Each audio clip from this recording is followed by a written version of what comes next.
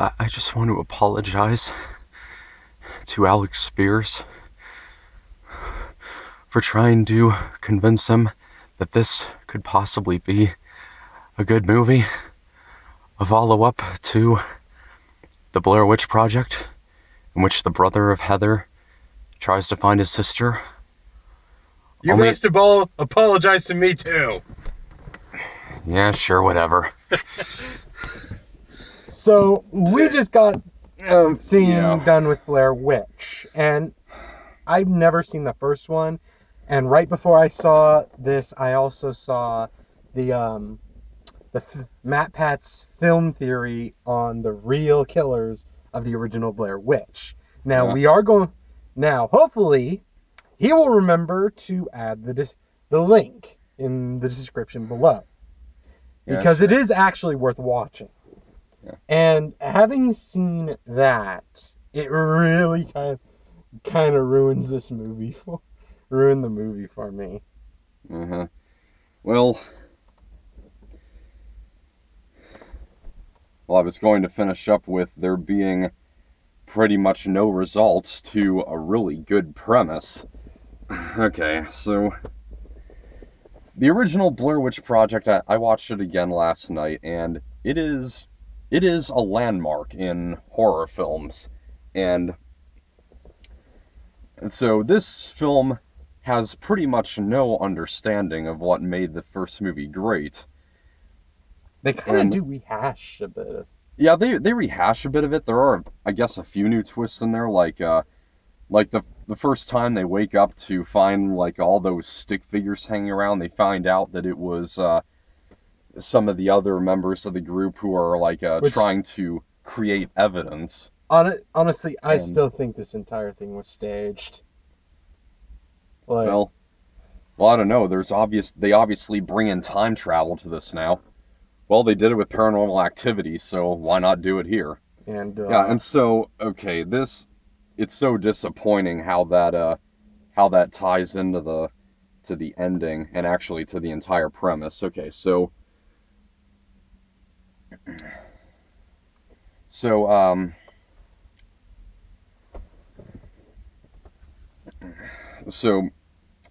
Heather's brother, James, he finds this footage on YouTube of someone in a mirror who he thinks, holding the camera, of course, that's the video, and she appears to have like a really messed up face, and he thinks that it might be Heather. And so, spoilers, it isn't. Yeah, we'll get into that in a bit, but okay, so I was really interested to see what the result was going to be, and there are pretty much no results. But let's start with a few positives. The acting, I guess, is good.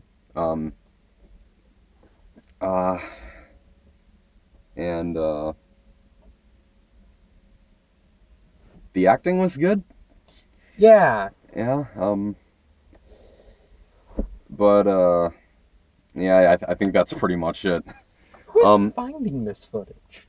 Well, apparently, again, we'll get to that in a bit. But so part of what makes the original Blair Witch Project so great is how subtle it is. You never see any supernatural activity or even the Blair Witch herself, and it really goes to show you how the things that scare you the most are the things you can't see.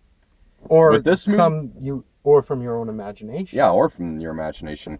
And so, yeah, in this movie, that all pretty much thrown out the damn window. Yep, took the words out of my mouth, other than the D word. But okay, I will admit, this is better than Book of Shadows, Blair Witch 2. Yeah. You know, the funny thing is, because this movie is just called Blair Witch, people are gonna think Book of Shadows is the follow-up to this. It seems more likely, because this is closer to being on par with Book of Shadows than the first one. But still, they might have done something to maybe be able to distinguish Blair Witch from the Blair Witch Project. I mean, because Blair Witch is like the abbreviated title for Blair Witch Project. And yeah, so you do see the witch like once or twice. Very briefly. Very briefly, yeah, but still. And and there's tons of supernatural activity going on, at the including end, like I do like how she tries to get out, like the Perseus method. Yeah. Actually, for those of you who don't know, look it up. We're not. We're talking about actually the Andy Dufresne method. No. Not like at Jane. the very end, the Percy. Oh yeah, like method. Yeah, it's like no, holding don't reflection actually to see Medusa. Don't actually say it, because seriously, look it up for yourself. Yeah, but still, there's just yeah, so there's pretty much no subtlety in the scares at all. I mean, we see like a tent fly up. We see someone having like pull one of those strings out of her bleeding leg, and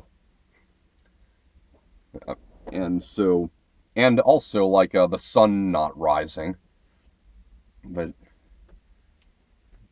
that pretty much gives away like the like ambiguity of something that could be supernatural activity in the first one. Like, say they come across the same log that they had gone when they think they're going in a straight line south, and so you think, did they really get turned around, or is like the witch messing with their heads?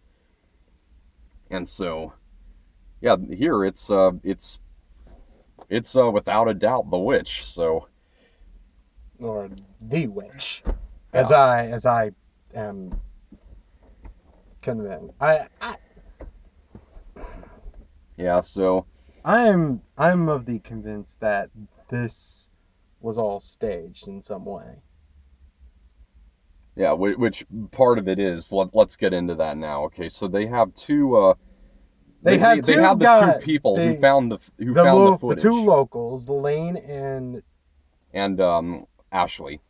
No, Lane and... Ashley was with Peter. She was with the four. That was Lisa, wasn't it?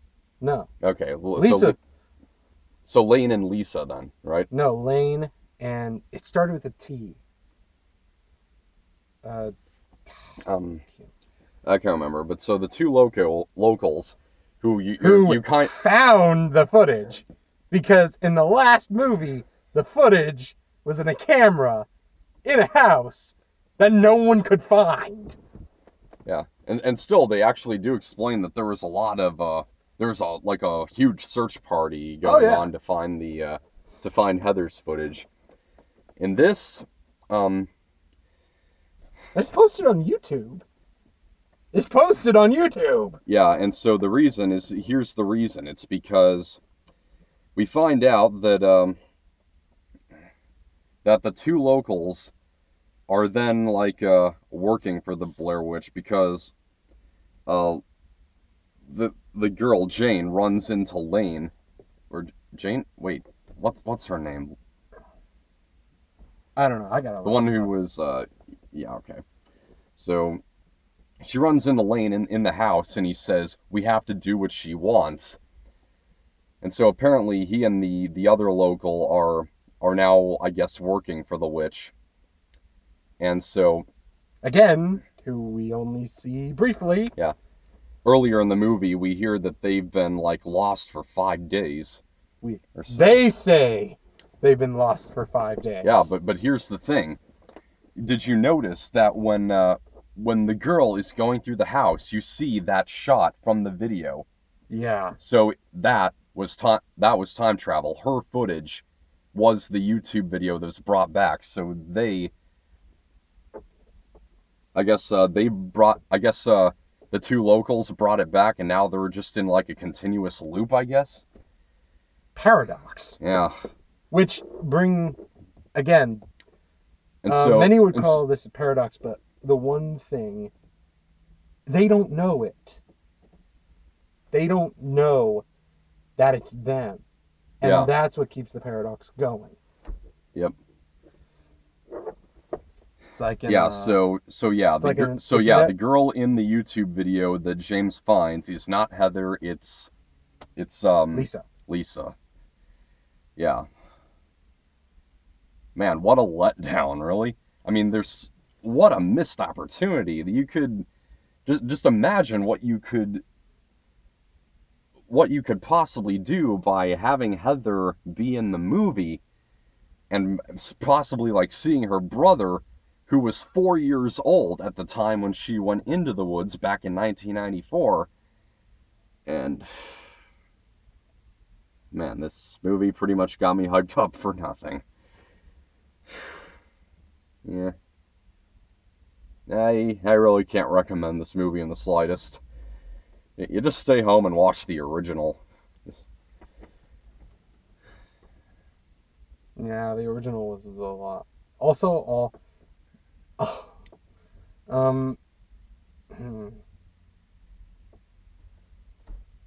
I got nothing.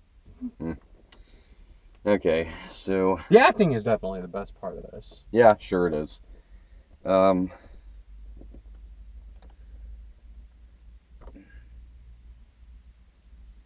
don't know. In terms of grading, I'm probably have to go with probably a D+ on this one. I'm with him. Yeah. Yeah. Well, later tonight I've got Snowden to go to. I can't go because okay, so it's pretty late for me. I draw the line at 9. We did get a new trailer for Deepwater Horizon. Now I'm really excited for Deepwater. Any new? Annabelle 2. Yeah, we got a teaser Annabelle for Annabelle 2. Yeah. And I mean, there's more history to this doll? I don't know. I guess so. Probably nothing really all that important. It's probably another cash grab. Probably. Yeah. And then of course we got I can't remember if this was the same trailer for The Bye-Bye Man that we got before Hardcore Henry. Yeah. That movie got bumped back from June to December to January now. Oh man. It sounds a lot like the Babadook. Yeah. But the Babadook, I've heard, is actually a good film. Yeah. This one just seems silly. Yeah. If you just say or think his name, he possesses you. That's it. The title could not sound any more loony if it was just called The Man Who Makes You Go Bye-Bye. Well, okay, so... Well, that's all. The Blair Witch movie, though, it's... I honestly can't remember the last time that a sequel to a follow-up to a movie I really liked had been such a letdown, but... there's probably two. Jeez, I wanted this to be good. Alright, well, next week sounds pretty promising. We got Magnificent Seven. Yes. And Storks. Yes! The wolves! Yeah, the wolves. Voiced by Key and Peele. That is still the funniest part of that trailer. I agree. We're going to eat this baby! Okay, let's stop. Okay, yeah. Turn off the camera.